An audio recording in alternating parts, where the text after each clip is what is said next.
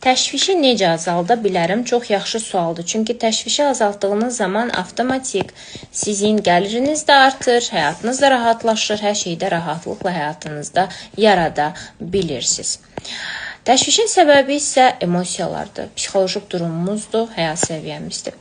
Proqramlarımız üzərində işlədikcə təşviş həyatımızdan yavaş-yavaş sovrulmağa başlayır. Çox zaman biz təşvişsiz bir həyatı heç cürə təsəvvür eləyə bilmirik. Çünki hələ də daxildə avtoritet fiqurlara qarşı güvən formalaşmayıb.